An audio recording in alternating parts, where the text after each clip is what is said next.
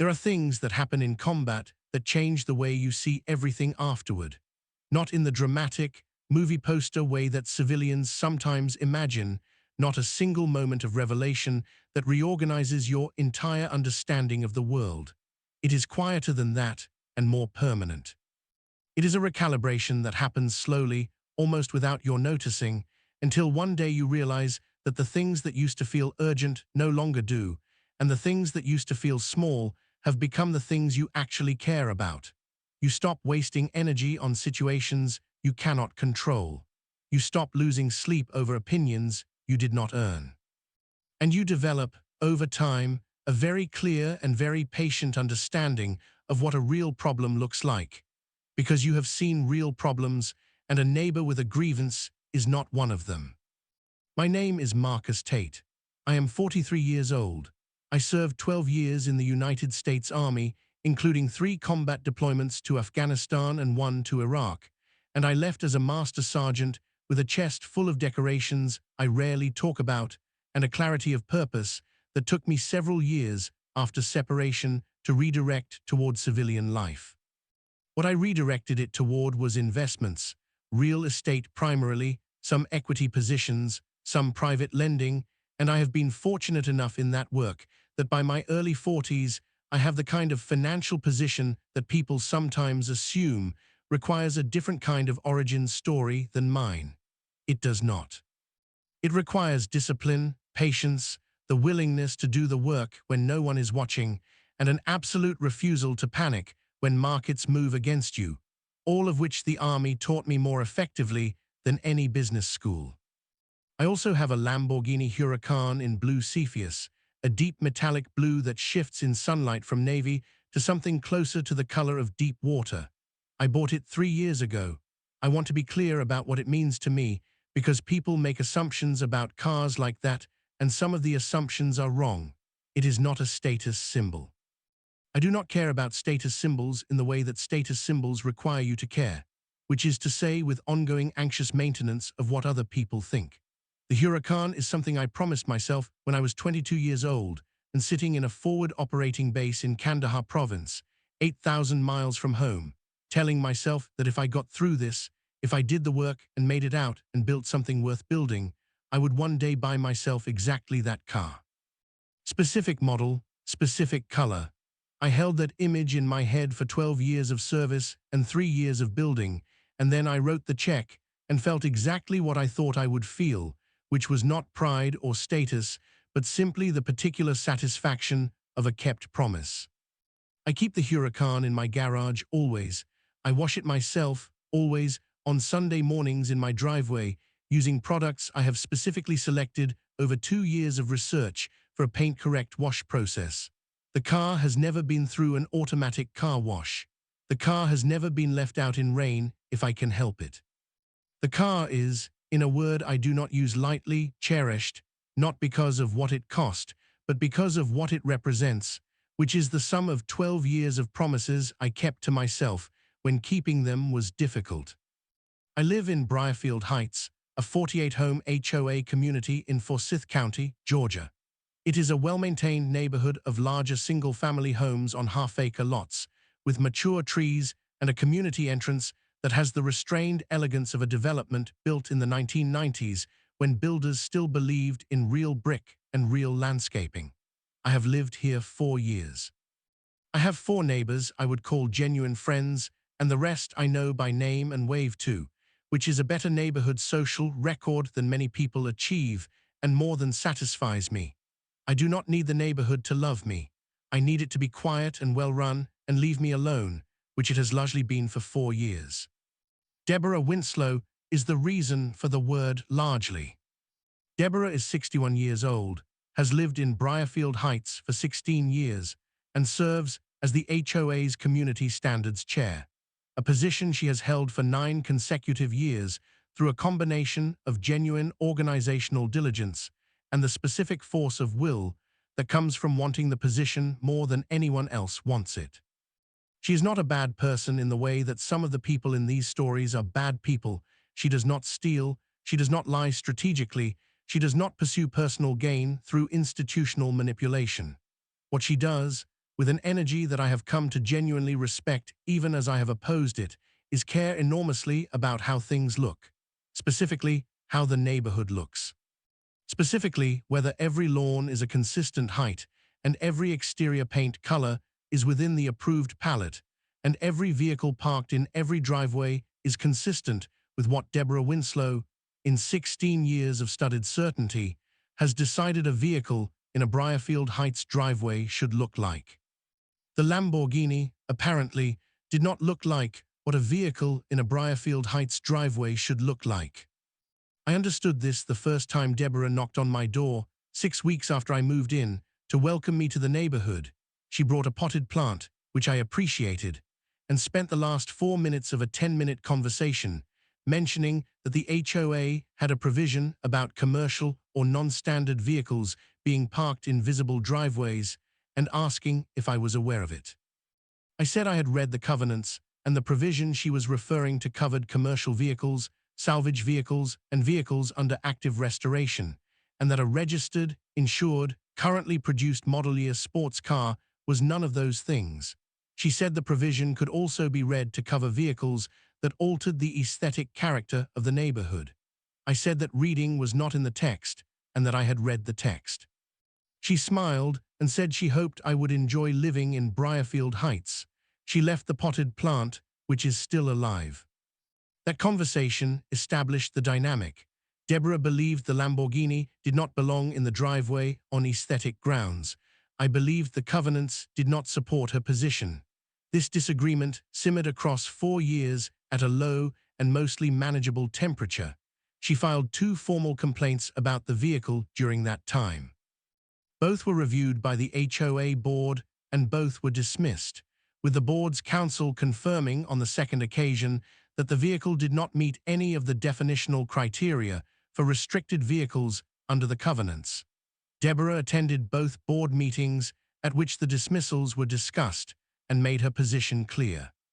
And the board made the decision they were legally required to make, and the matter was closed twice without resolution of the underlying disagreement, which is what happens when one person's position is based on preference and the other person's position is based on the text. I did not take any of this personally. I attended the board meetings, stated my case with the same calm efficiency I would have used presenting an operational briefing, and went home. I was patient about it the way I am patient about most things, which is to say with the specific patience of someone who has been patient in situations where impatience had actual consequences and has learned to distinguish between those situations and the ones that are merely annoying. Then came the Sunday in March. It was a cool morning, the kind of Georgia March morning that still carries some winter in it before the afternoon decides to be warm.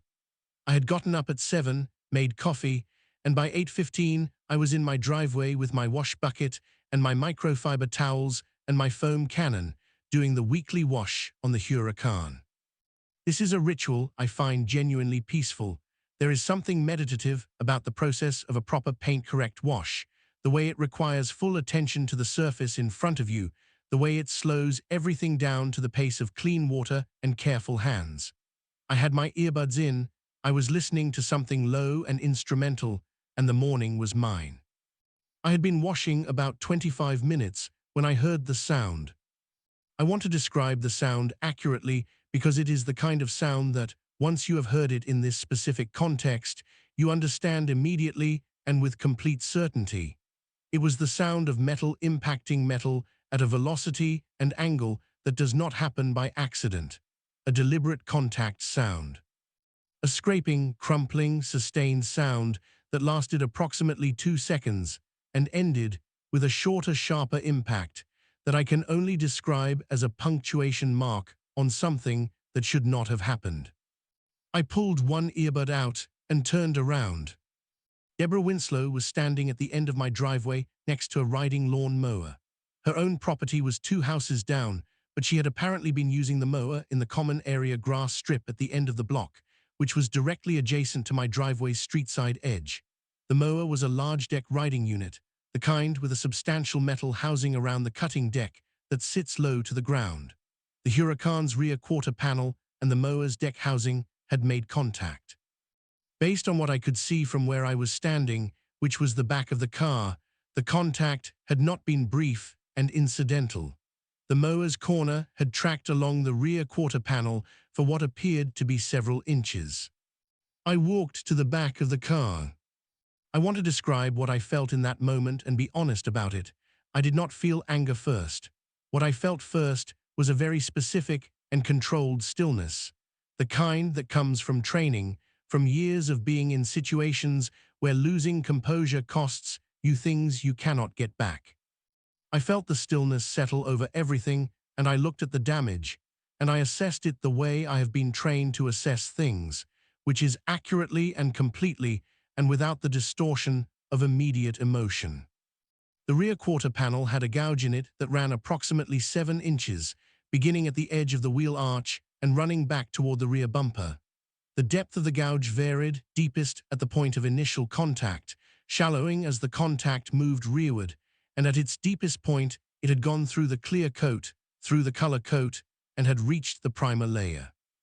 The rear bumper had a secondary impact point at the corner where the final punctuation contact had occurred, with a small but unmistakable dent that had cracked the bumper cover at the impact site. The paint in both damage areas was gone. Blue Cepheus, which Lamborghini does not mix twice exactly the same, was gone in a 7-inch strip and a 2-inch corner. I photographed everything before I said a word. 12 photographs, close and far, in the natural morning light. I photographed the mower. I photographed the position of the mower relative to my driveway. I photographed Deborah standing where she had been standing when I turned around. Then I straightened up and looked at her. She said, "I lost control of the mower for a moment. I'm sorry about that." Her voice was not the voice of a woman who was devastated by what had happened. It was the voice of a woman who was uncomfortable and wanted the situation to proceed quickly to whatever came next. I said, "Deborah, I need you to stay here, please." I went inside and got my phone charger and my notebook and came back out. I called the non-emergency line for the Forsyth County Sheriff's Office and reported a property damage incident, gave my address, and said I would like a deputy to come take a report. Then I called my insurance company. Then I called a man named Glenn Portes, who owns the only Lamborghini-certified body shop in the greater Atlanta area and who I had met through an owners group I occasionally attended. I described the damage to Glenn. He asked me to send the photographs. I sent them while Deborah stood at the end of my driveway. Glenn called back in 4 minutes and said, "Marcus, that rear quarter panel is going to need replacement, not repair." Matching blue Cepheus on a panel blend is not something any shop should attempt. Full quarter replacement, color match from Lamborghini's current batch, clear coat, blend, alignment check on the wheel arch, and the bumper cover needs replacement too. I asked him for a ballpark estimate. He said he would need the car in the shop for a proper assessment, but based on the photographs he would not be surprised if total repair costs came in between $38,000 and $45,000. I wrote that number in my notebook. I looked up from the notebook at Deborah Winslow, who was still standing at the end of my driveway and who was looking at me with an expression that had shifted in the time I had been on the phone from uncomfortable to something more complicated. I did not say the number out loud. I did not say anything. I wrote it in the notebook and I waited for the deputy. Deputy Renee Folsom arrived 23 minutes later. She was thorough and unhurried, which I appreciated. She took a full statement from me, documented the damage with her own department camera, recorded Deborah's statement, noted the position of the mower and the damage pattern, and issued a property damage incident report. She asked Deborah directly whether she had control of the mower at the time of contact. Deborah said she had experienced a moment of steering difficulty. Deputy Folsom noted this in the report without editorializing. She gave me the report number and said my insurance company would be able to request a copy directly. Deborah said to Deputy Folsom before she left, "It was an accident." Deputy Folsom said, "Ma'am, the report reflects what was observed and what both parties stated. What happens next is between the property owner, the insurance companies, and if needed, the civil courts." She looked at me and said, "Mr. Tate, you have everything you need." I said I did. She left. I turned to Deborah. I said, "I'm going to have the car assessed at the certified shop. The estimate will go to my insurance company. My insurance company will contact yours. Whatever my insurance does not cover, I will pursue through civil remedies. I want you to know that now, so there is no confusion about my intentions later. She said, surely it won't be that complicated. I said it would be exactly as complicated as the damage required it to be. I said I was sorry it had come to this, but that I wanted her to have accurate information about what was going to happen. She said, Marcus, I want to ask you something. How much is that car worth? I said the current market value was approximately $300,000 and that the repair estimate I had received was between $38,000 and $45,000.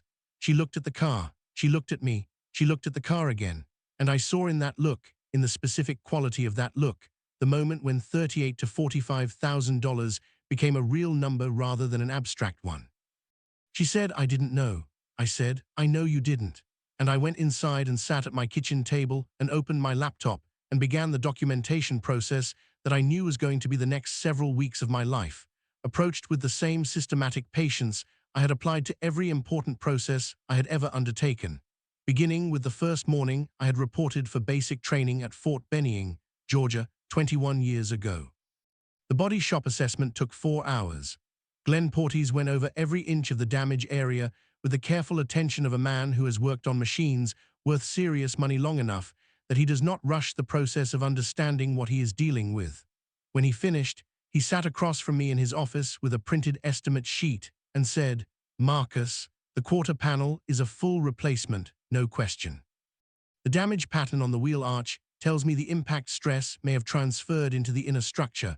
I want to check the wheel arch liner and the mounting points before we button it up. The bumper cover is replacement. Paintwork is full quarter and bumper on the Lamborghini certified process, which means factory paint code, factory clear coat specification, and a blend that I'll want to extend further than just the quarter to make sure the transition is invisible. He slid the sheet across. Total estimate, parts and labor, $41,260. I looked at the number. It was within the range Glenn had given me on the phone.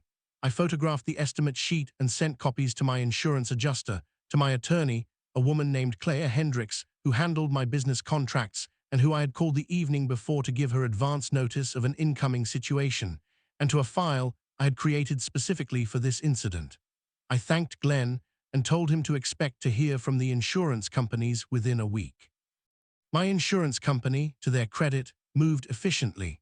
They assigned an adjuster named Paul who called me the next morning, had reviewed the deputy's report and my photographs, and said the damage was clearly documented and the liability picture was straightforward.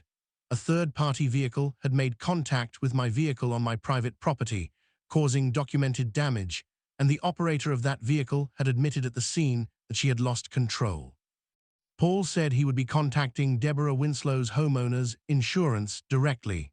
He said I should expect the process to take 4 to 6 weeks from submission to settlement. 4 days after the incident, Claire Hendricks called me. She said she had reviewed everything I had sent and wanted to discuss strategy. She said the property damage claim was solid and would likely proceed without litigation. Deborah's homeowner's insurance would cover the damage up to her liability limit, and if there was a gap between the coverage limit and the actual repair cost, we could pursue the remainder in civil court. She said there was a secondary question she wanted to raise, which was whether the incident had any connection to the prior HOA complaint history around the vehicle. I said I was not sure. She said, I'm not saying it does. I'm saying the pattern, years of complaints about the car, both dismissed, followed by an incident in which the car is damaged by the person who filed the complaints, is a pattern a court would likely find notable if it came to litigation. I said I understood. She said, keep documenting, keep everything. I kept everything. What happened in the 2 weeks following the incident was something I had not anticipated, and I want to describe it carefully because it is the part of this story that surprised me most. Word moved through Briarfield Heights, the way word moves through any small, self-aware community, quickly, selectively, and with a distortion that generally favors drama over accuracy. What the neighborhood knew within a week was that Deborah Winslow had damaged Marcus Tate's car with a lawnmower, and that the repair was going to cost an amount that various people estimated at various numbers, all of them large. What the neighborhood did not initially know, or did not initially connect, was anything about me beyond the fact that I had an expensive car and had lived in the development for 4 years without causing anyone trouble. That changed at a neighborhood social event, an informal spring gathering at the community center, the kind of low-key Saturday afternoon that Briarfield Heights organized a few times a year. I had been going to these events since I moved in, more to be present in the community than because I particularly needed the socializing, and I went to this one the same way. I was standing near the back of the room with a glass of iced tea when a man named Howard Kelsey, who had lived in the development for 20 years and who had a gift for the kind of direct conversational question that bypasses social convention without being rude, came up beside me and said, "Marcus, I have to ask you something. What did you do before the investments?" I told him. I said I had served 12 years in the army. He asked where. I told him. He asked what I had done. I gave him the short version: infantry, specialized training, 3 deployments to Afghanistan, 1 to Iraq. He looked at me for a moment and said, "What decorations?" I said I would rather not get into the specifics. He said, "Fair enough." He was quiet for a moment and then he said, "Did Deborah know any of this?" I said I did not believe so. He said, "She does now. Someone looked you up." I had not considered that. I should have, but I had not. In the military, your record is public through official channels, and service decorations are a matter of public record for those who know where to look. Someone in the neighborhood, I never found out who, had apparently looked, and what they found had made its way through the community with the speed that significant information travels in a place where people know each other's business. What I carry from my service is not something I discuss casually. The Bronze Star with Valor device is not a thing I bring up at neighborhood cookouts. The 2 Army Commendation Medals for Valor, the combat patches, the other things in the box in my closet that I take out occasionally and hold for a moment and put back, these are private. They represent things I did for people who needed them done, and for the men who were beside me, and for a country I believe in despite everything a country can do to make belief difficult. They are not things I use. They are things I carry. But the neighborhood knowing about them changed something in the room that Saturday afternoon, and I noticed it. People came to talk to me who had not previously made the effort. Several people said things that were well-intentioned and slightly awkward, which is how most people handle military service when they encounter it unexpectedly. They mean the gratitude they express, but they do not always know how to hold it. I received it gracefully because it was given gracefully, and because these were decent people who had just learned something about a neighbor they had not known before. What I noticed most, in the far corner of the community center room, was Deborah Winslow.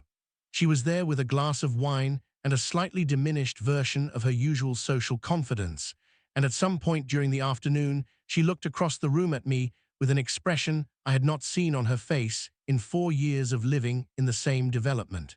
It was not guilt exactly. It was something more complicated, the expression of someone who has been told something that reorganizes context they thought they already had, and who is now sitting with the reorganization and finding it uncomfortable. She came across the room at some point in the mid-afternoon. She waited until I was not in conversation and said, "Marcus, can I speak to you for a moment?" I said yes. She said, "I understand you served in the military." I said that was true. She said, "I didn't know." I said most people didn't. She said, "I want to say something and I want to say it correctly." She stopped for a moment and I waited. She said, "I have spent 4 years being bothered by your car." I filed complaints. I made things uncomfortable.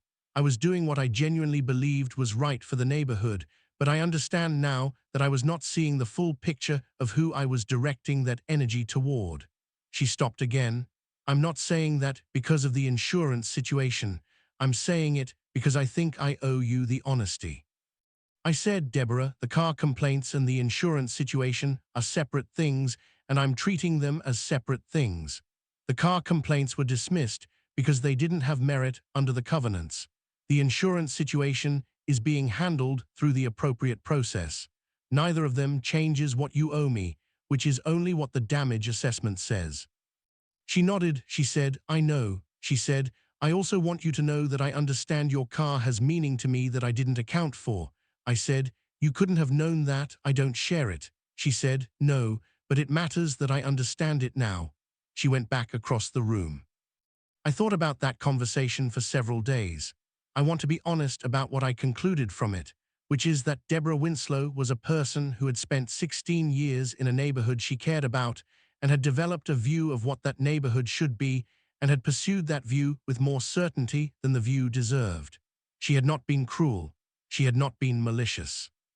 She had been rigid in the way that people become rigid when they have invested heavily in a particular vision and have not been sufficiently challenged on it. The challenge, when it came, was not pleasant for anyone involved, but it had produced something genuine in that room, a woman who was rethinking something she had held for a long time and doing it out loud, which takes a kind of honesty that I respect even when it comes late. The insurance settlement came in 6 weeks and 4 days after I submitted the claim.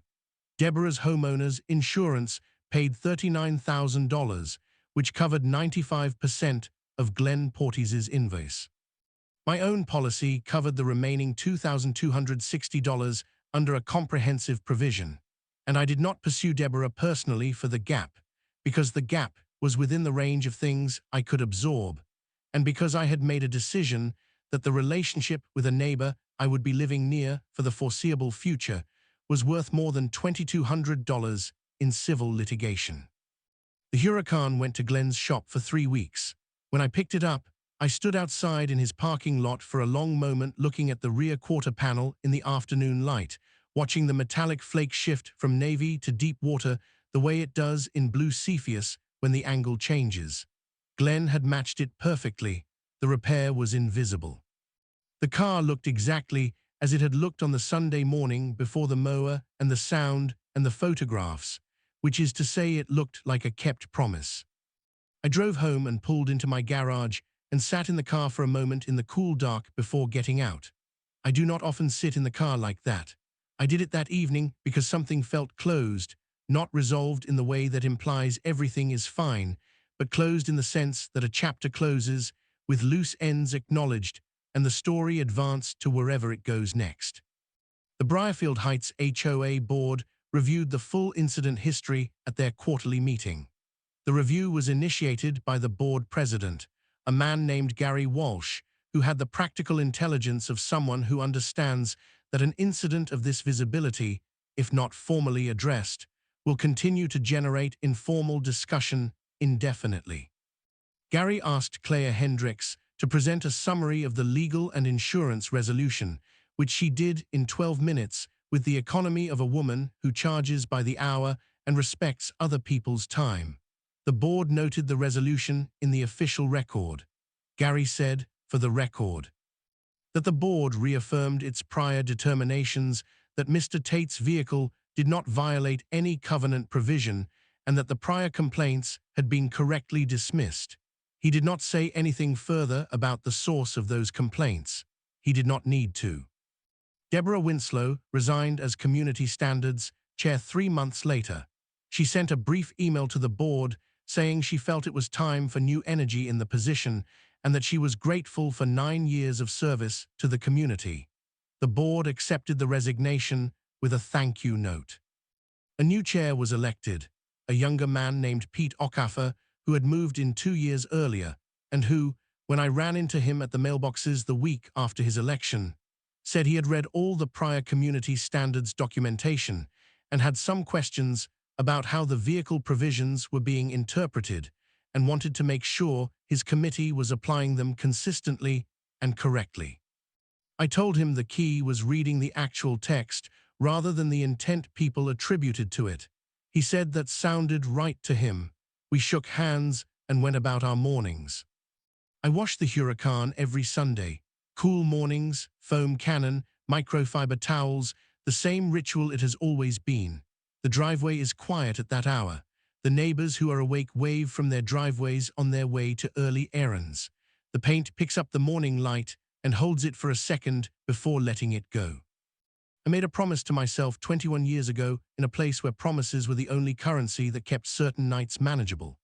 I have kept that promise, and I keep keeping it every Sunday morning, which is the only way a promise stays kept, not through a single act, but through the continuous choice to honor it again, quietly, in a driveway in Georgia, with clean hands and the right tools and the particular piece of a man who has decided, a long time ago, exactly what he is protecting and why.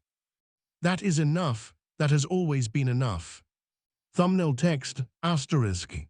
She wrecked my Lambo, then she learned who I am.